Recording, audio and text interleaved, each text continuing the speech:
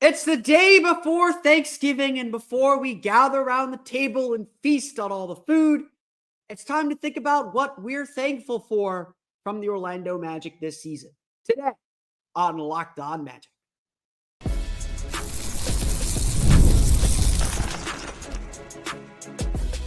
You are Locked On Magic, your daily Orlando Magic podcast, part of the Locked On Podcast Network, your team every day. And you are indeed Locked On Magic. Today is November 27th, 2024. My name is Philip Rossman. I'm the senior writer over at OrlandoMagicDaily.com. You can, of course, follow me on Twitter at PhilipRR_OMD and on Blue Sky at PhilipRR. Happy Thanksgiving to everyone. On today's episode of Locked On Magic, we're going to talk about what we're thankful for from the Orlando Magic this season. We're just very shortly into the season, but we'll talk about where this team is at, what this team has already accomplished, and what we have to look forward to as we take this moment to reflect on everything this season with the Orlando Magic. We'll get to that coming up here in just a moment. But first, we want to thank you again for making Locked On Magic part of your day every day. And you can make Locked On Magic an even bigger part of your day with the Locked On Magic Daily Newsletter, the one stop for ultimate team and league coverage delivered right to your inbox. Sign up for free now at LockedOnDaily.com. That's LockedOnDaily.com, and start your day with the all-new free Locked On Magic newsletter. Today's episode of Locked On Magic is also brought to you by Robinhood Gold. Robinhood Gold provides privileges of a high net worth for any net worth. These generous benefits are now available for only $5 a month. The new gold standard is here with Robinhood Gold. Sign up at Robinhood.com/gold. If we were to write the script of this season, if we were to write the ideal script, the first 5 games for the Magic probably could not have gone much better. It could not have been any better. Paolo Banchero looked like he had taken a leap into not just stardom, but superstardom. The Magic were winning games at 3-1, going into a Chicago game that the Magic were leading and winning comfortably before it happened. But obviously, no season goes according to plan. No season goes the way you think it's going to go. And while we have that nice Christmas gift to look forward to at Paolo Banchero's return, we sit here on the night before Thanksgiving. We sit here, we sit here thinking about this team at this reflection point in our calendar, in our culture. A chance for us to think about what we've been blessed with, what we've been able to see, how we're able to grow. This is a moment to pause and reflect on where we're at. And yes, we are just a meager 19 games into the season, although quarter point of the season is literally in a couple days in Brooklyn here coming up. We're sitting here at near the quarter point of the season, having already been through a lot, and yet knowing there's still so much to go, so much left to prove, so much left to say about this team. This is, again, no season goes perfectly. No season goes without some adversity. And the Magic were hit with a pretty big dose of adversity right from the start. Paolo Banchero tearing his right oblique 5 games into the season, a game after his 50-point game, a game after confirming what we all believed in him. It created opportunity, but it created doubt that the Magic wouldn't be able to accomplish their goals. We felt that as we would near the midpoint of the season, it was just about survival. Stay in the race. Give yourself a chance. The Magic's goals were beyond them at that point. And yes, a tougher part of the schedule is coming up. Let's not pretend otherwise. But having said that, the Magic can sit here on Thanksgiving as they're doing all their events in the community, which the Magic do a lot of great events, as they play this really nice home game coming up here against the Chicago Bulls. A little revenge game, if you will. The Magic could sit here and think about how they got here and what we're thankful for. Look, the Thanksgiving game is a tradition in Magic history. The FanDuel Sports Network broadcast will carve the turkey if the Magic win. Been some great moments on that front. The Magic are a stellar home team. If you're bringing your family out to the Kia Center on Wednesday, you will be welcomed at the table. And it is a true family affair at the Kia Center. But the Magic have a lot to be thankful for. Magic fans have a lot to be thankful for because of where this team is at and how they are continuing to build for themselves. The first place we have to start is with that duo. Your team is as good as its stars. That's just the reality in the league. And the Magic weren't entirely sure they had a true star duo or a superstar duo, a duo that could compete with the best teams in the league. And again, they still got to prove themselves. I'm not going to sit here and pretend that they are, but what the Magic has shown through the first quarter of the season is that they really do have the best young duo in the league. In just 5 games, Paolo Banchero made the leap to superstar, averaging 29 points per game, 8.8 rebounds per game, and 5.6 assists per game, while shooting 49.5% from the floor, putting aside questions about his efficiency to truly take a monumental leap. Paolo Banchero may need some time, but when he returns, again, it'll be around Christmas or New Year's Day. By then, he'll need some time, but he'll have plenty of ramp-up time to get ready for the playoffs. He should be a superstar again. But every absence is an opportunity too. And Paolo Banchero's injury is a blessing in disguise because it pushed Franz Wagner to the front. It pushed Franz Wagner to be a better version of himself, to be the best version of himself. As I think it's Jamal Mosley put it, the Magic forced Franz Wagner to be uncomfortable, to do things and to think thoughts that he's kind of avoided and been able to avoid. And the results are obviously what we've seen from Franz Wagner, an all-star start to the season. Wagner's averaging 23.4 points, 5.5 rebounds, and 5.6 assists per game while maintaining his efficiency at 47.4%, shooting and 35.6% from beyond the arc. Since Banchero's injury, Wagner's averaging 25.4 points, 6 rebounds, and 6.4 assists per game on 46.5, 34.4, and 82.4 shooting splits. They may not both be all-stars this year. Banchero's not going to probably play enough games to get in. And there are a lot of really deserving players so far in the East. But these are 2 all-star players. Franz Wagner is going to San Francisco as an NBA all-star this year, barring, an extreme drop-off or injury. The fact that the Magic are 3rd in the East at 12-7. The fact that the Magic are one of the best defensive teams in the league. The fact that Franz Wagner is so versatile on both ends, the kind of thing coaches love. They're going to have an all-star representative this year. And beyond any of that, the Magic have a duo that they can build around. The Magic have a duo that means something. That means they have a future. Because their future is now. If anything, what this part of the season has shown is that the Magic's championship window is going to open much faster than perhaps anybody realized. Because Franz Wagner's that good and Paolo Banchero's that good.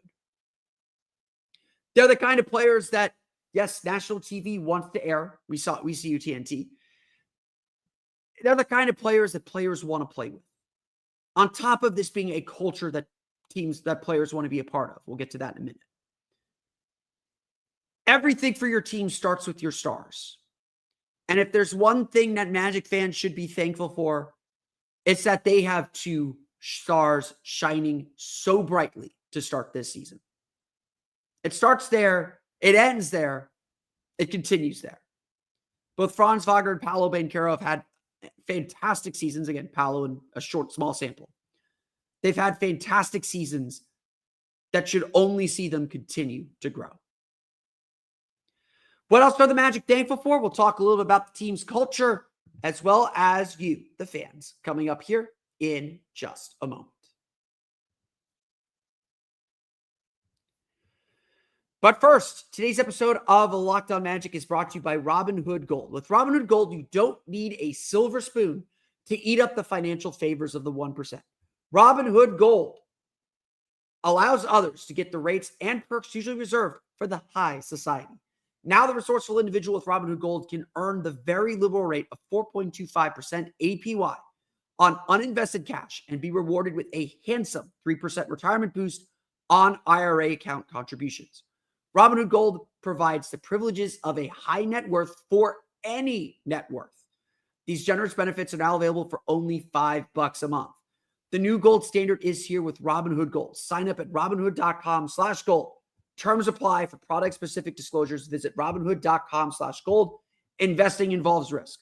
Rates may change. Gold membership is offered by Robinhood Gold, LLC. Today's episode of Locked On Magic is also brought to you by our friends over at FanDuel. Get ready to tackle the NFL action with FanDuel, America's #1 sportsbook, because right now, new customers can bet $5 and get $150 in bonus bets if you win. The FanDuel Sportsbook app gives you everything you need to place live bets on the NFL all in one place. So when you get a hunch in the middle of the game, you can check out the latest stats, view live play-by-play, and so much more on the same page where you place your bets. FanDuel has so many offers to get you set for football on Thursday. We're all ready to eat that turkey, settle in front of the TV, and watch football. The Detroit Lions, probably your Super Bowl favorite at this point, 10.5-point favorites over the Bears. The Cowboys, 3.5 points favorites over the Giants, although skip that one. That's not going to be a good game. And then the nightcap, the Green Bay Packers, 3.5-point favorites over the Miami Dolphins. If you're looking forward to Friday's big Black Friday games in college football, UCF, a 9.5-point favorite over Utah at home on Black Friday. My Northwestern Wildcats are 7.5-point dogs to Illinois in the infamous hat game. And Florida, 14.5-point favorites at Florida State. I don't think Florida's ever been that heavy of a favorite at Doak Campbell Stadium.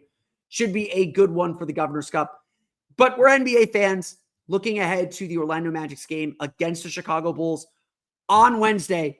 The Magic are 11-point favorites, with the Bulls coming from Washington, D.C. on the back-to-back, potentially getting some injuries back. We'll talk about that in a minute. The Magic 11-point favorites over the Chicago Bulls. Should be a good one at the Kia Center. So visit FanDuel.com today, and you'll get started with $150 in bonus bets if you win your first $5 bet. That's FanDuel.com. Never waste a hunch and make every moment more with FanDuel, an official sportsbook partner of the NFL.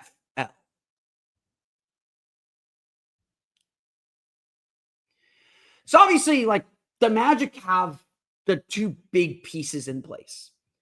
And I think that is important to know. We think about the rebuild. We think about the failed rebuild that the Magic had under Rob Hennigan. And, I've always argued it was never about personnel and talent. Nikola Vucevic is a two-time All-Star. Tobias Harris is a quality player. Aaron Gordon's a quality player. Victor Oladipo is a multi-time All-Star.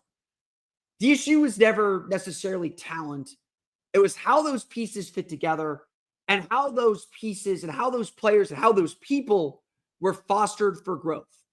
It's been written about a million times about how the Magic didn't really have direction under Jacques Vaughn in those days.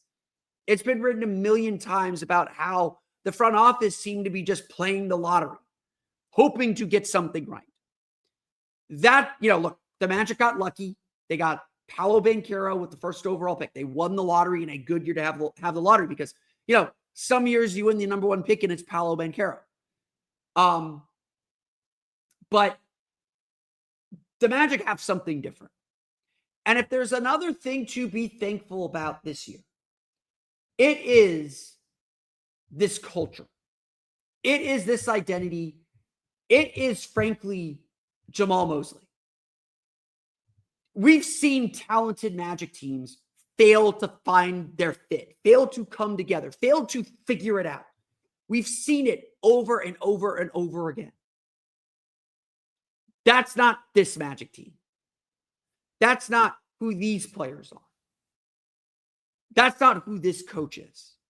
From the moment Jamal Mosley stepped into the organization, he's had a vision for how this team is supposed to play. And it, of course, aligns with what Jeff Weltman wants. But he had a vision and sought to execute that vision. But it started with working with the individual players, being in their corner and getting them to buy in and believe not only in him, but each other. Criticize Jeff Weltman all you want for this. But the Magic's continuity is a big reason why this team is successful. It's because everybody has ownership in what they're building. And we've seen it grow year over year over year over year. 22 wins that first year, 34 the next, 47 last year. 12-7. Let me pull my calculator out real fast. A 631 win percentage gets you to 52 wins if the Magic stay on this pace. It's no coincidence that this is how things are going. Because at every step of the process, Jamal Mosley has instilled confidence in his team, has instilled a belief in his team, and a belief in each other. And that's where everything starts. You can see it in like Cole Anthony coming off the bench Monday night and helping the Magic win that game. When the Magic needed him to step up because of an injury, he stepped up. You could see it if you read the Jason Quick article on The Athletic about Jalen Suggs and Wendell Carter's relationship and how they grew to be friends and grew with each other.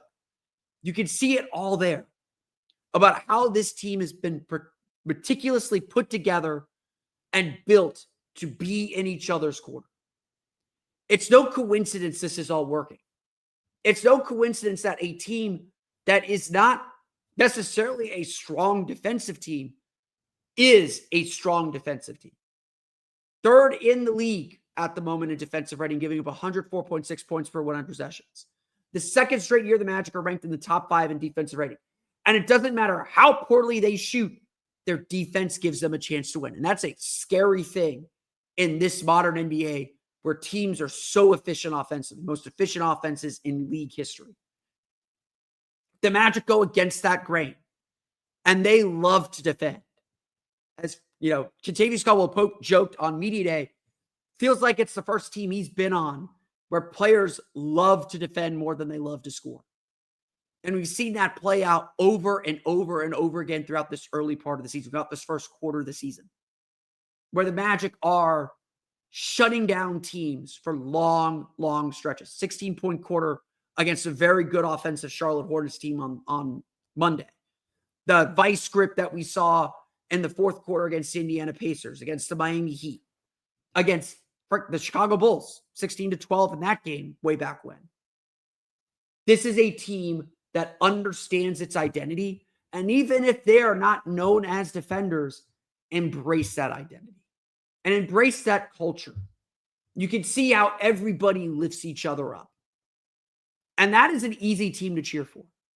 That is an easy team to believe in. That is an easy team to want to come to the gym and watch every single day. It's an easy team to want to come to the gym and work for every day because this is a true band of brothers, a true brotherhood.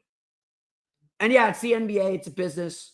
We'll get to the Christmas wish list around Christmas. That's my plan for a Christmas episode is what's the trade market look like? What's the wish list for what this team needs? We'll get to that in a month. We got 30 shopping days before we got to worry about that. But the Magic should be very thankful and very appreciative of who this team is and what they have accomplished together so far and what they're still accomplishing and growing into as a group. It is special. Like people around the league say they've never seen anything like this, or it's very rare to see a team like this. When they say this team feels like they have a college atmosphere and a college spirit about them, that's a compliment. Because it's a great environment to work in. And I think that word like that's going to get around the league if it hasn't already. The Magic are a team that people want to be a part of. And that's an exciting thing to see. I got one more thing to be thankful for this holiday season for the Orlando Magic. We'll talk about how the fans, are a big part of this equation. We'll get to that. Plus an injury update coming up here in just a moment. But first, today's episode of Locked On Magic is brought to you by our friends at BILT. If you're a renter, I'd start taking advantage of BILT if I were you. Here's the thing. We earn points on groceries, travel, and practically everything else we buy. But we should also be earning points on rent, one of our biggest monthly expenses. BILT has changed the game by letting renters earn high-value points on rent and around their neighborhood. There's no cost to join BILT. And as a member, you'll earn valuable points on rent and on your everyday spending. BILT points can be transferred to your favorite hotels and airlines, and even the ones you haven't heard of. There are more than 500 airlines and 700,000 hotels and properties around the world you can redeem your BILT points toward. Points can also be redeemed towards a future rent payment and unique experience that only BILT members can access. So if you're not earning points on rent, my question is, why not? Start earning points on rent you're already paying by going to joinbilt.com/lockedonnba. That's joinbilt, joinbilt.com/lockedonnba. Make sure to use our URL so they know we sent you. Joinbilt.com/lockedonnba to start earning points on your rent payments today.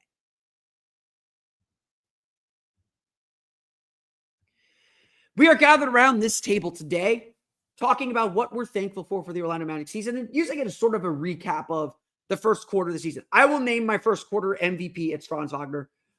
Next week, we'll hit the quarter mark of the season after Sunday's game against the Nets. So we'll do some review of what we've done, but this episode's kind of serving as that as well. So we're using this episode to look back and say what we're thankful for, or that's the premise of the episode. We'll use that episode to look forward to what's coming up in the second quarter of the season. And the second quarter of the season is going to be a little bit tougher. That we're going through this tough road stretch right now. Home stretch is going to be very, very busy.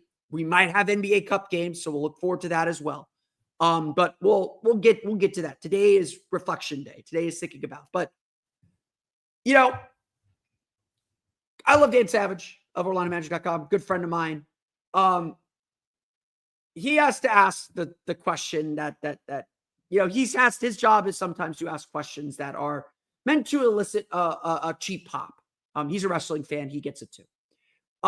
And sometimes when Jamal Mosley gives the answer, I'm not a hardened journalist. I get the game. I'm not opposed to these kind of PR answers, but I have to roll my eyes a little bit.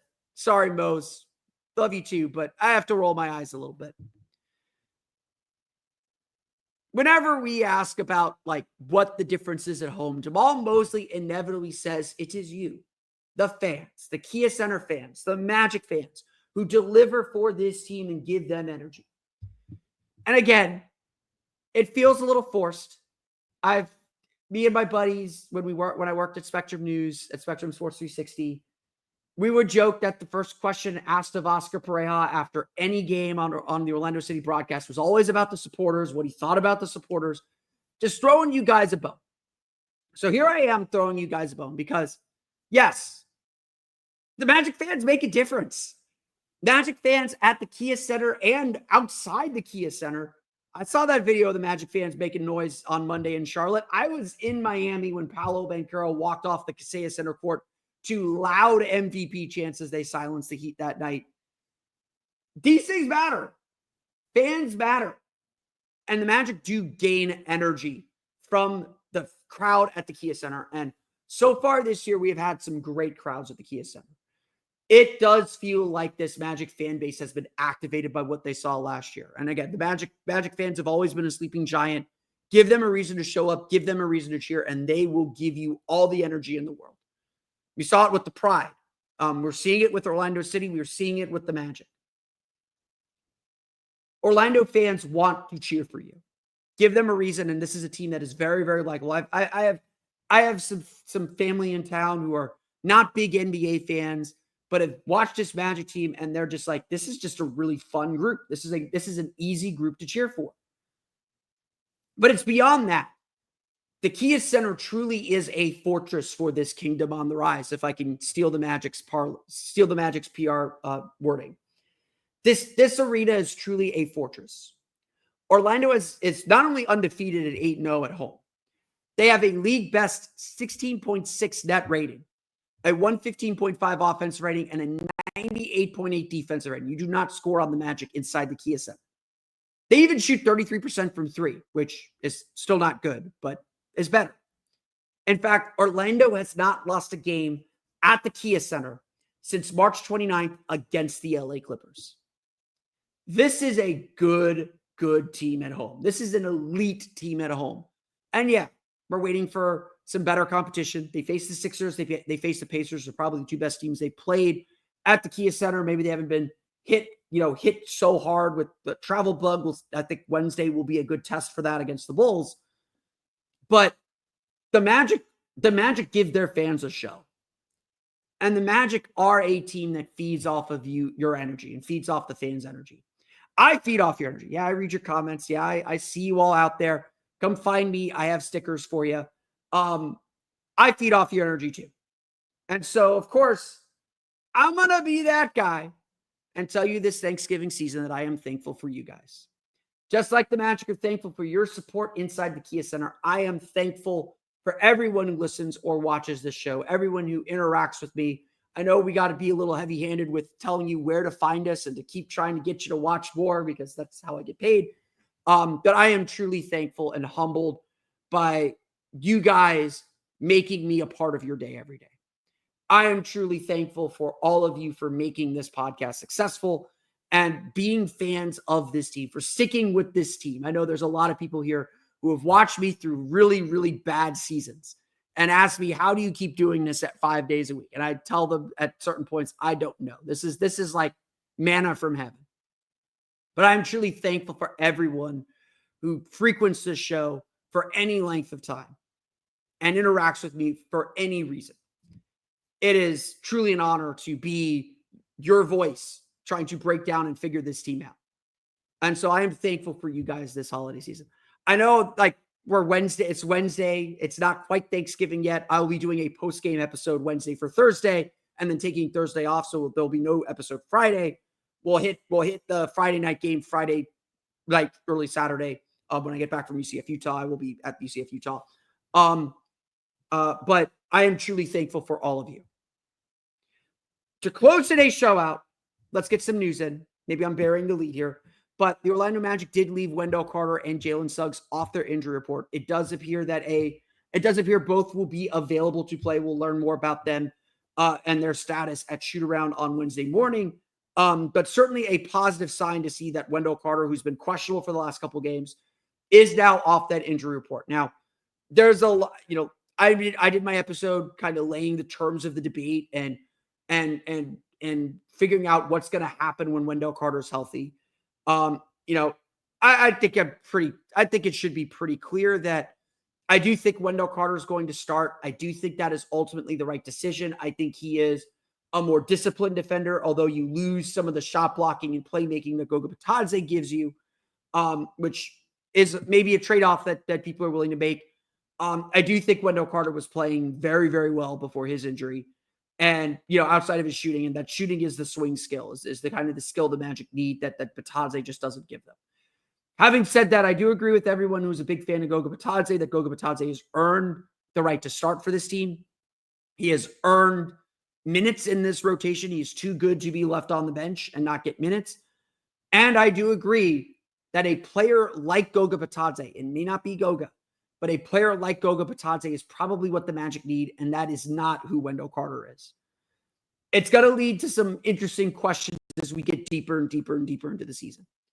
But for now, whatever the Magic decide to do, whether they bring Wendell off the bench for a little bit, let him get his feet wet, whether they start him immediately with limited minutes and put Goga in to fill in some of those minutes, regardless, Wendell Carter's going to need some time to get himself back into the swing of things. Wendell Carter is still a player who's able to contribute to this team. And yeah, they're going to have to make some decisions coming up here. I don't know if Wendell Carter's eligible to be traded this year, but because of the extension that he signed, but there's still a lot to figure out for this team. And there may be some growing pains as they try to figure out this balance and figure out if they should stick with Wendell Carter or go back to Goga Bitadze, who's just kind of fit in like a glove and played beyond expectations once again in that starting lineup. But it does appear that Wendell Carter's going to be back on Wednesday. It does appear Jalen Suggs should be good to go. Gary Harris is out, so we might see some more Jet Howard, might see some more Cole Anthony in Wednesday's game. But hopefully guys get healthy. That would also be something we'd be very thankful for if guys could get healthy and the Magic get back on track as well. They've won 9 of the last 10. They don't need to get back on track. They're on track if they could stay on track. But that's going to do it for me today. I want to thank you all again for listening to today's episode of Locked On Magic. Of course, find me on Twitter at @PhilipR_OMD. You can find me on Blue Sky at PhilipRR. And you can download this podcast on Apple Podcasts, Stitcher, TuneIn, Himalaya, Google Play, Spotify, Odyssey, and all of the places on podcasts to your podcast-enabled listening device. For the latest on the Orlando Magic, be sure to check out OrlandoMagicDaily.com. You can find us there on Twitter at OMagicDaily. And for even more Orlando Magic content, including, this is where I'll post the update about Wendell Carter on my Patreon page, the Orlando Magic Hub, at patreon.com/Orlando Magic Hub. As always, thank you for your support. As if that isn't enough places that I'm writing, you can also check out the Locked On Magic daily newsletter. It's the one-stop for ultimate team and league coverage delivered right to your inbox. Sign up for free now at LockedOnDaily.com. That's LockedOnDaily.com. And start your day with the all-new free Locked On Magic newsletter. That's going to do it for me today, though. I want to thank you all again for listening to today's episode of Locked On Magic. If I don't see you on Thursday, have a very happy Thanksgiving. Give some love to your loved ones. Enjoy some food. We'll be back tomorrow to break down the Magic's game against Chicago Bulls, where I wish you a happy Thanksgiving once again. But until then, for Orlando Magic Daily and Locked On Magic, this has been Philip Rossman-Reich. We'll see you all again next time for another episode of Locked On Magic.